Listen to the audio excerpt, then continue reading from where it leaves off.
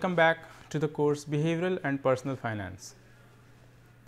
Having discussed the basics of behavioral economics and finance concepts, let us move towards personal finance domain, where we will try to understand how these behavioral factors influence our financial decision making. But before we move on to personal finance topics, let us try to understand how the different theories of finance can influence the understanding of investments and personal finance decisions. In this session, we will discuss the methods and concepts of understanding the risk and return associated with an investment. The topics that we are going to discuss here are the basics of risk and return, what it implies for financial decision making, and what are the quantitative relationship between risk and return associated with a financial asset or investment. When we try to understand the relationship between different factors associated with a financial decision, mainly we talk about two aspects. One, return, which is basically the income or the revenue that we generate from the investment, and another is the uncertainty associated with that return. Basically what it implies is the risk part of the return. Essentially it means that if we are expecting to get some return out of an investment and there is an uncertainty associated with it, of which we know the possibility of that uncertainty, we call it as risk associated with that investment. There is a structured way to explain how the return and risk could be related in a broad framework. To begin with, I present an example which is associated with a business idea or a business project, and how risk and return can be related with different other factors associated with a financial decision making. The idea that I am going to discuss briefly here starts with the proposal to set up a business in terms of making an investment of substantial amount. Suppose you have to make an investment in a business idea or a project, or for that matter any investment avenues such as stocks, bonds or any other factors. The business idea typically has a series of cash flows that we have already discussed in previous sessions, that an investment or a project having certain cash flows associated with it might be evaluated for the feasibility. So, how we start with the feasibility of a business idea or an investment choice? Typically, we try to understand what are the cash flows that are associated with the business project or the investment avenues, and if those cash flows can be brought back to the present time to understand what is the present value of those future cash flows. Basically, in previous session we learned that there is the method of net present value, where we try to understand the present value of future cash flows in comparison with the initial investment that we are making. And if the net present value is positive, we understand that the project or the investment is worth taking up. So, for calculating net present value, we need to understand how do we discount those future cash flows. To discount those future cash flows, we need to find cash flows and the discounting rate, and if there is any growth rate that we have already discussed, that can also be included. To find that discounting rate, we need to understand how we are proposing to invest in that business proposal or the investment avenue, whether we are going to use our own money or we are going to borrow. These factors also determine how we are going to evaluate the business proposal or the investment project. if you try to look at the graph, we start with the cash flow that we have here, that is basically coming from different investment choices, and these cash flows could be presented in a timeline. So, if you remember, we had discussed earlier that there could be different points of time where cash flows might be generated, and then based on those cash flows we calculate the present value of those cash flows to understand the worth of that business project or investment idea. So, basically we know that the cash flows could be discounted using a method called net present value, and that was a cash flow discounted by a rate that we use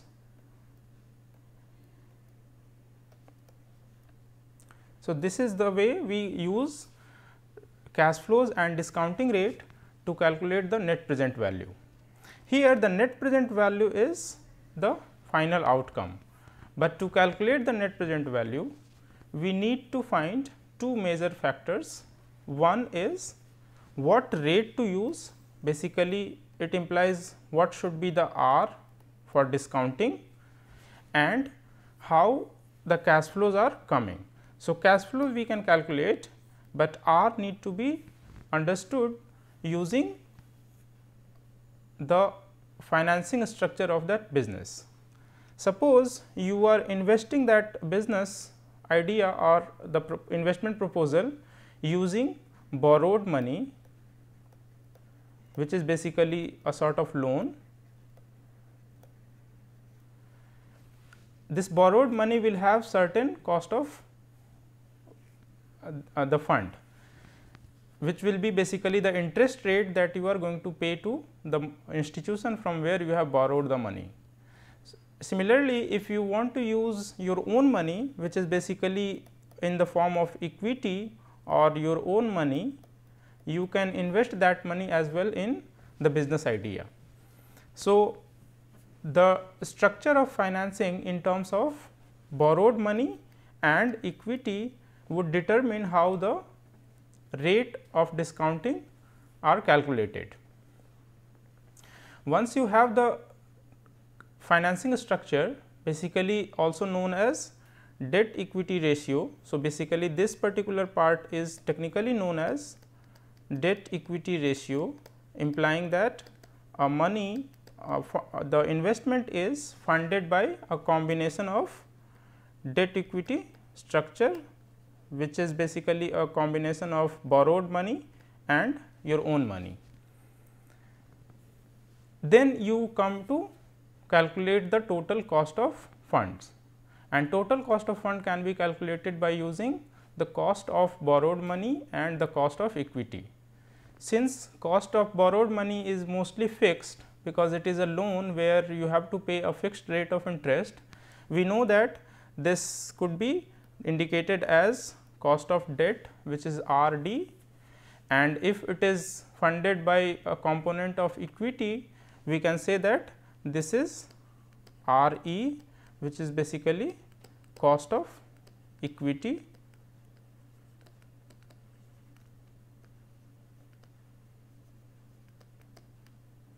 and this is cost of debt.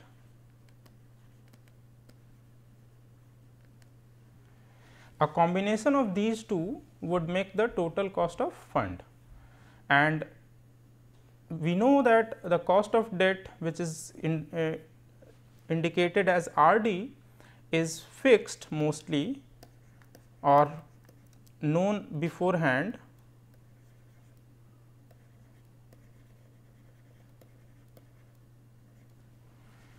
For R E, we do not know what is going to be the expected rate of cost in terms of cost of equity, and that is basically a function of the riskiness that the project carries or the riskiness of the business idea that we are pursuing. So, that is where we say that if the business is highly risky, we should give high return to the equity holders or the owners, because they are taking up too much of risk, and that technically is expressed as higher the risk, higher should be the return. So, higher risk lead to higher return, and that is where the cost of equity or RE as indicated here would go up if the total risk of the business proposal or the investment idea is high. This particular thing can be derived using a framework known as modern portfolio theory.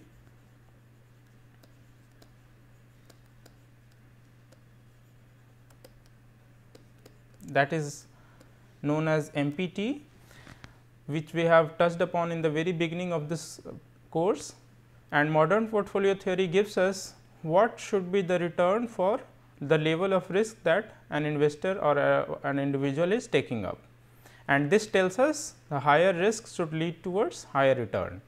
Once we understand the cost of equity in terms of RE, we can also use another alternative framework known as capital asset pricing model.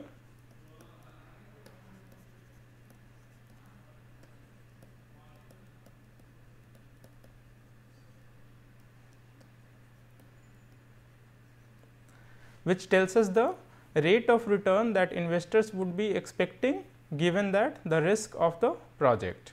So, if we touch upon the capital asset pricing model theory, it says that rate of return expected by the equity investors is given by rate of return that an investor can earn for sure, that is risk free rate, plus the riskiness of the project and the market with premium that the market is paying for the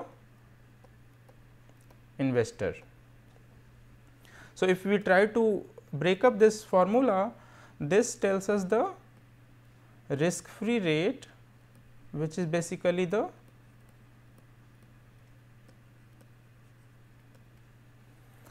this is known as beta,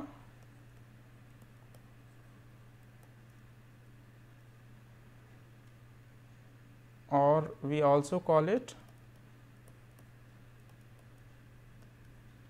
riskiness of the project. This indicates the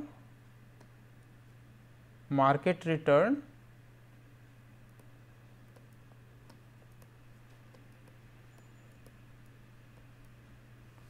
so when we talk about capital asset pricing model, it suggests that given the beta here, given that we have the beta value or the riskiness of the project and the return on the market along with the return on risk free securities, we can calculate how much an investor should expect for his or her investment.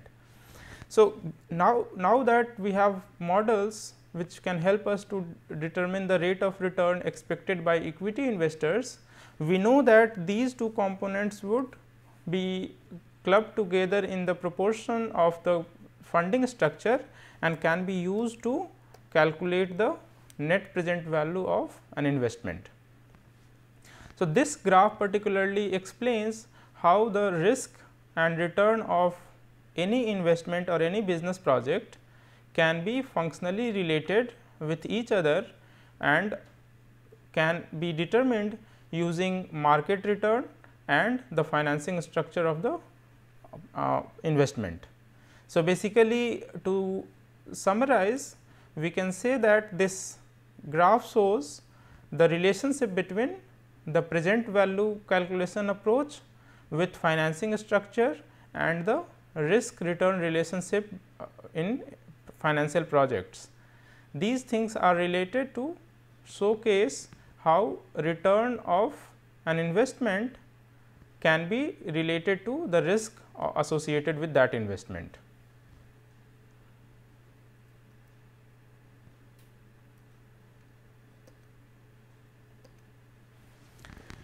Speaking of return and risk, we know that higher return should be a function of higher risk, or alternatively if we carry higher risk, we should be expecting higher return. And when we talk about higher return, it basically means higher expected return, whereas higher risk essentially means in terms of mathematical function the standard deviation of returns. We know that standard deviation basically is the deviation from the average of any data series or any observations. So, when we talk about the risk return relationship, basically we try to understand the relationship between the return in terms of expected return from an investment and the risk in terms of standard deviation of the expected return. When we talk about return, it can also indicate the return on bank deposit or return on equity or return on any other investment, but essentially what it implies is the change of prices for from one period to another period. Essentially, when we talk about return in financial context, it is the rate of return or rate of change at which the security prices vary from one period to another period. We can also indicate in very simple terms. So, return this particular return,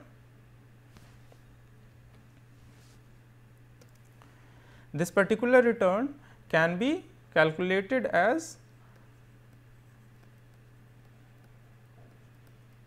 the price at time 0, or rather price at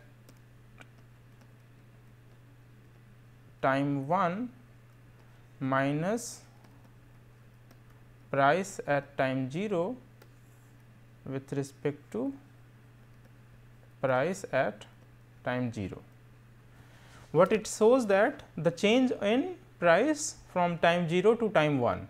So, for example, if we purchase a security or an asset at time 0 for 100 rupees and we hold it for one period, and at time 1 we sell it for 110 rupees, essentially the return that we are making here is 110 minus 100 divided by 100, which is basically 10% of return.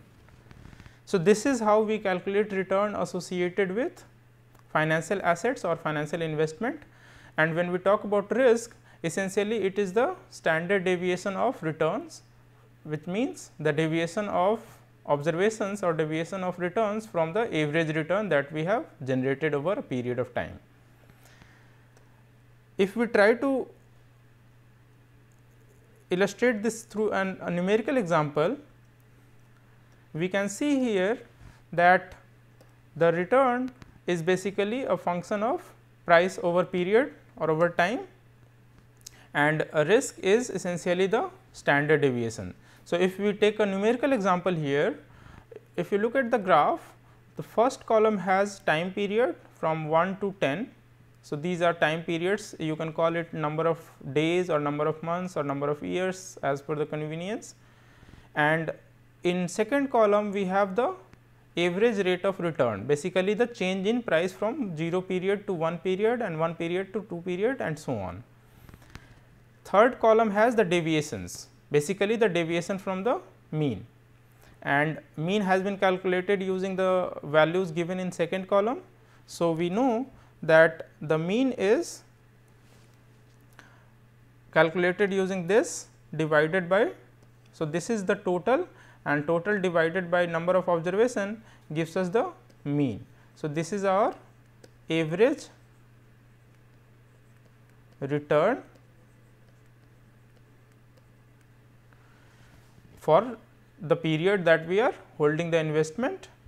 The deviations are calculated using the deviation from the mean for each of the observation or each of the return on those 10 respective days, and squared deviation has been calculated using the squared value of the deviations, and this gives us a value of this particularly for squared deviation, which is also known as the variance, and the standard deviation is calculated using the square root of the variance, and this is basically the risk that we are talking about here. So, this is how we calculate the return and risk for a security or an asset, given that we have some observed returns or observed prices, which we can use to calculate the return and risk.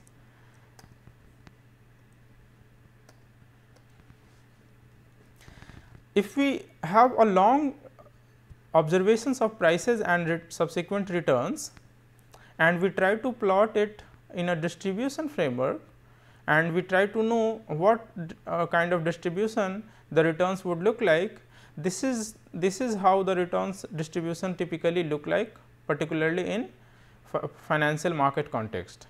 So, the graph here shows that the return distribution of stock market return index, basically the change in value of stock market index over a long period of time, has exhibited a distribution that looks like a bell shaped curve, which is basically a normal distribution, and that is the basic assumption of all financial investment models, where we try to understand how the returns on different securities or different financial assets might behave will depend on what kind of distribution it follows.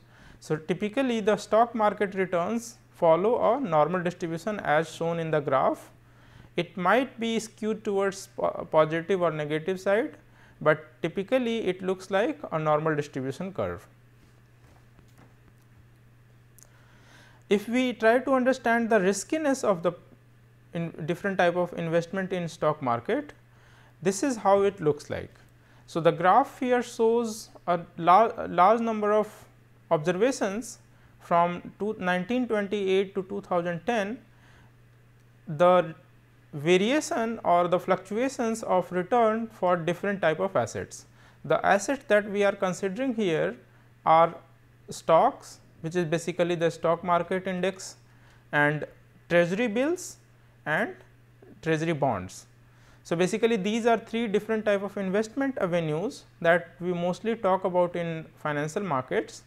One is stocks, which is basically a risky asset. So, a red line indicate a risky asset. T bill and T bond are basically risk free asset, or it has less risk. So, if you look at the variation or the fluctuation in the graph, we can see that the red line or the curve in red basically fluctuates more frequently than other two asset lines. This implies that the variation in stock market investment or the fluctuation in stock market investment is very frequent and very high compared to the fluctuations in treasury bills and treasury bonds. This is why we claim or we say that stock market investments are more risky or more uncertain compared to the treasury bills or treasury bonds investment. So, it essentially implies that if you put a sum of money in stock market, you expect more fluctuations both towards positive or negative sides. Basically, this is positive side and this is negative side. So, this shows the possibility of getting return on both positive side and negative side is very much fluctuating compared to the investment done in bonds or treasury bills.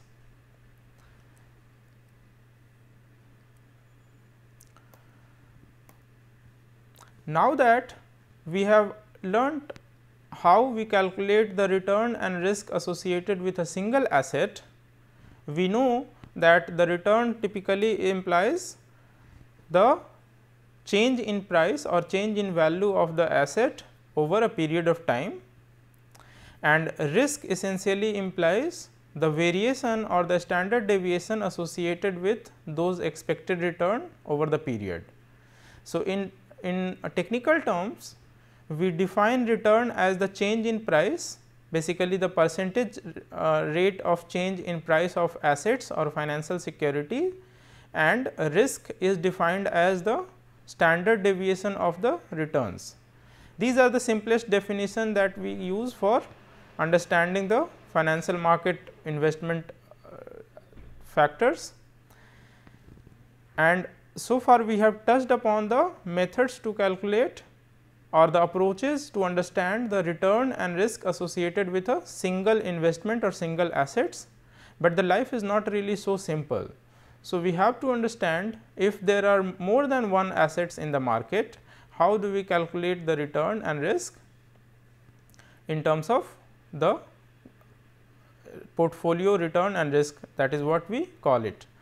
So, let us have a look at the combination of assets where we try to understand the risk and return associated with more than one assets.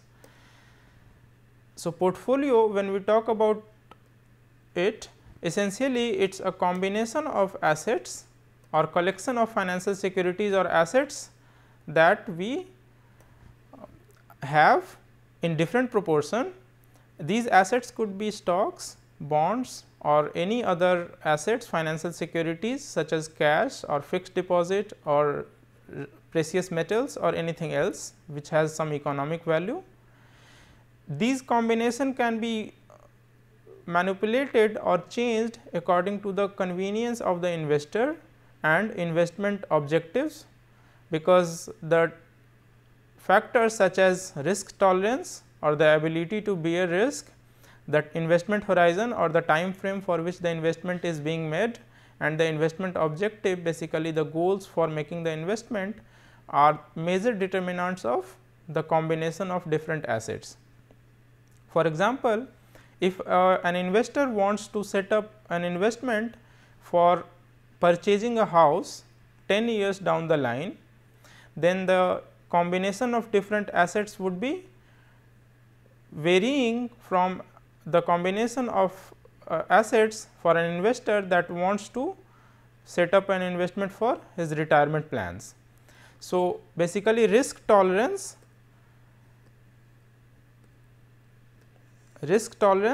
or the capability to bear the risk, investment horizon, so and investment objective, these are three factors that determine the portfolio combination. And the ultimate objective of having a portfolio is essentially to diversify the risk, which means that an investor wants to minimize risk and maximize return in through his or her investment portfolios.